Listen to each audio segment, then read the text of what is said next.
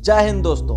भगवान राम की नगरी अयोध्या एक बार पुनः सज संवर रही है। उसका प्राचीन वैभव लौट आया है। अयोध्या में भगवान रामचंद्र जी का मंदिर बनकर तैयार हो गया है। लेकिन यह महान कार्य उस महात्मा के योगदान का फल है जिन्होंने लगातार 7 दिनों तक कोर्ट के एक एक प्रश्नों का जवाब दिया और जिसके फलस्वरूप आज भगवान राम का मंदिर बनकर तैयार हो गया। तो आज हम बात करेंगे धर्म चक्रवर्ती तुलसी पीठाधीश्वर पद्म विभूषण से सम्मानित परम पूज्य जगत गुरु स्वामी राम भद्राचार्य जी महाराज के बारे में। दोस्तों, साल था 2019 का और स्थान supreme court of India. Ayodhya के मंदिर मस्जिद विवाद पर सुनवाई चल रही थी। 5 सदस्यीय संवैधानिक पीठ और इसको लीड कर रहे थे chief justice of India Ranjan Gogoi ji. जजों के द्वारा लगातार सवाल किया जा रहा था और उस पर जवाब दे रहे थे परम पूज्य जगत गुरु स्वामी जी महाराज। एक मुस्लिम जज ने पूछा कि क्या प्रभु राम का जन्म प्रमाण किसी वेद में है क्या?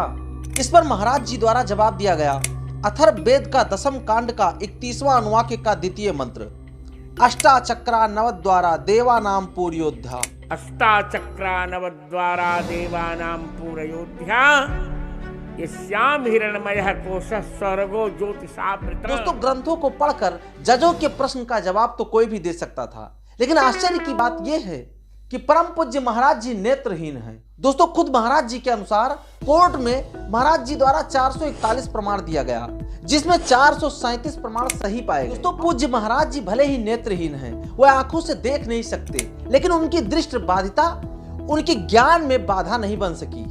वो 22 भाषाएं बोल सकते हैं, संपूर्ण वेदों की ज्ञाता हैं और लगभग 230 किताबें लिख चुके हैं। दोस्तों, आपको क्या लगता है, क्या कोई साधारण मनुष्य ऐसा कर सकता है? वो इंसान जो आंखों से देख भी नहीं सकता, क्या इतने ग्रंथों को लिख सकता है? आज हम उसी महान संत के बारे में बात कर रहे हैं। दोस्तों, महाराज जी का जन्म 14 जनवरी 1950 को सांडी खुर्द जौनपुर उत्तर प्रदेश में हुआ था। पिता राजदेव मिश्र और माता सची देवी मिश्रा हैं और महाराज जी का वास्तविक नाम गिरधर मिश्र है। दोस्तों, महाराज जी खुद को वशिष्ठ गोत्रीय बताते हैं और इस तरीके से महाराज जी भगवान श्री रामचंद्र जी के कुल गुरु के घराने से हुए। दरअसल वशिष्ठ गोत्र का संबंध उत्तर प्रदेश के जिला बस्ती से संबंधित है। वहां पर स्थित एक गांव जिसका नाम बढ़नी है। ग्राम बढ़नी में ही भगवान श्री रामचंद्र जी के गुरु वशिष्ठ जी का आश्रम भी स्थित है और उसी बढ़नी गांव से संबंधित है परम पूज्य महाराज जी। महाराज जी जब मात्र 2 साल के थे तभी इनकी आंखों में ट्रिकोमा रोग हो गया, जिससे इनकी आंखों की रोशनी चली गई। क्योंकि महाराज जी अब देख नहीं सकते तो वो पढ़ लिख नहीं पाए। महाराज जी की शिक्षा का प्रारंभ इनके दादाजी के साथ प्रारंभ हुआ और उन्हीं के साथ महाराज जी ने रामायण, महाभारत और विश्राम सागर जैसे ग्रंथों को सुना और याद किया। दोस्तों, महाराज जी जब 5 साल के हुए तो मात्र 15 दिनों के अंदर श्रीमद् भगवत गीता याद कर लिया और 7 वर्ष की अवस्था में 60 दिनों के अंतर्गत श्री रामचरितमानस को याद कर लिया। दोस्तों, सुन करके इसी प्रकार से सीखना पढ़ना चलता रहा और फिर 1971 में संपूर्णानंद संस्कृत विश्वविद्यालय वाराणसी से व्याकरण में मास्टर्स की डिग्री हासिल किया। इसी प्रकार संस्कृत व्याकरण में PhD यानी कि विद्या वारिद हुए। 19 नवंबर 1983 को गुरु श्री रामचंद्र दास महाराज जी के द्वारा इनको गुरु मंत्र मिला और फिर रामानंद संप्रदाय में शामिल हुए और वैराग्य धारण कर लिया और अब महाराज जी गिरधर मिश्र से रामभद्र दास बन गए। फिर महाराज जी चित्रकूट पहुंचते हैं और वहां पर तुलसी पीठ नामक एक धार्मिक और सामाजिक सेवा संस्थान की स्थापना करते हैं। अगस्त 1995 में दिगंबर अखाड़े के द्वारा महाराज जी को अयोध्या में जगत गुरु रामानंदाचार्य के रूप में उनका अभिषेक किया गया और तब से महाराज जी जगत गुरु रामानंदाचार्य स्वामी रामभद्र दास जी महाराज के रूप में प्रसिद्ध हो गए। दोस्तों, महाराज जी ने चित्रकूट में जगत गुरु स्वामी रामभद्राचार्य विकलांग विश्वविद्यालय की स्थापना किया और आजीवन उसके चांसलर हैं।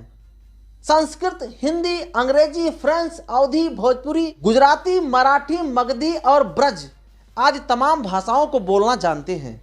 दोस्तों, जब महाराज जी ने कोर्ट में ऋग्वेद की जैमिनी संहिता का प्रमाण दिया, सरयू नदी से प्रभु राम जन्मभूमि की दूरी और दिशा का सटीक ब्यौरा दिया, तो वहां पर उपस्थित सभी लोग दंग रह गए। दोस्तों, जब महाराज जी से प्रश्न किया गया कि आपने भगवान राम जी को देखा है, तो महाराज जी ने जवाब दिया, हाँ, मैंने भगवान राम जी को देखा है। और फिर एक कथा सुनाने लगे। महाराज जी ने कहा कि कोई मेरी बात को असत्य न समझे, मैं झूठ नहीं बोलता हूँ। तो सुबह सुबह का समय था और मेरे सभी साथी उस समय काम पे लगे हुए थे। कथा की तैयारियां चल रही थी।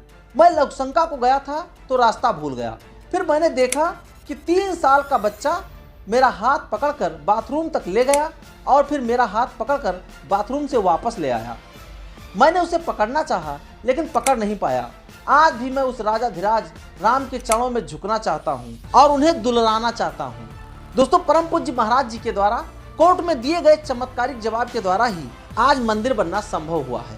महाराज जी के सटीक प्रमाण से कोर्ट का रुख ही मुड़ गया और फिर कोर्ट ने अयोध्या में राम मंदिर बनने का फैसला सुनाया।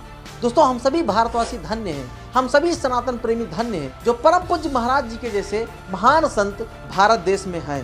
दोस्तों, आशा है कि यह वीडियो आपको पसंद आया होगा और यदि आपको वीडियो पसंद आया है तो मेरे वीडियो को लाइक करें और यदि आप चैनल पर पहली बार आए हैं तो चैनल को सब्सक्राइब करना ना भूलें। और हाँ, क्या तमाम चीज़ें आप लोग शेयर करते हो सके तो मेरा वीडियो भी शेयर कर दीजिए। और एक बार मेरी तरफ से आप सभी को राम राम। मिलता हूँ नेक्स्ट वीडियो में, तब तक के लिए जय हिंद।